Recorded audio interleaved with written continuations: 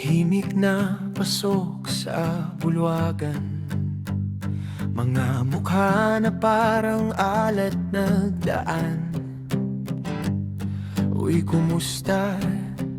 Sabay tawa, parang walang nagbago, parang dati lang talaga. May nagtanong kung sino na ang may asawa, sino na ang may anak at naghihiwalay na, at kung sino ang tumaba, pumayat at nagkakotse. Normal na kwento ng mga lumaki sa eskwela nung naing debito. Pero sabi ko ayos lang, masaya pa rin tayo, kahit marami ng sugat at mga multo na galing sa panahon di maibabalik. Pero sa gabing to parang buo pa rin ang tropa. Solid.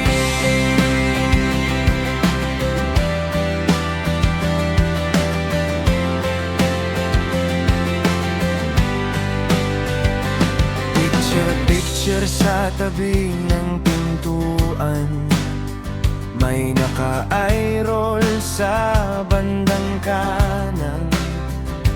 May umiwas sa isang ex na nakatingin, pero tawa lang ng tawa, reunion na rin.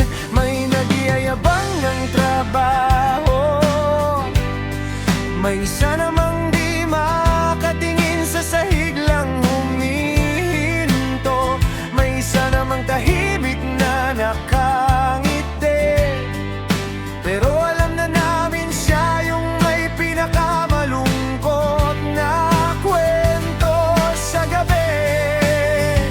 Pero sabi ko ayos lang, masaya pa rin tayo, kahit marami ng sugat at mga multo na galing sa panahon di maibabalik.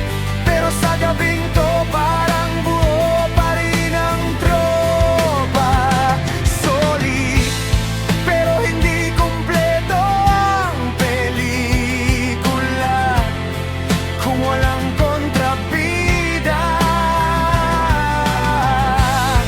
At biglang pumasok ang isa, yung dating suplada, yung mukhang laging galit sa mundo, yung inditera, yung pangit ang ugali, yung walang ambag pero ang yabang, parang may titulo.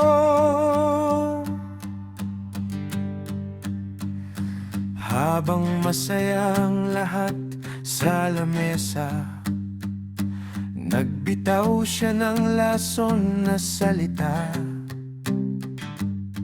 Kayo ang dahilan kaya pangit ang reunion sa batchta. Nagulat lahat, natahimik sandali, pero tumawa na lang kasi kilalanan namin ang tunay na multo ng gabi. At sabi ko ayos lang, masaya pa rin tayo, kahit may multo na umalulong sa loob. Kahit kami pang lumabas na masama sa kwento, pero alam ng buong sala di mametest ang totoo.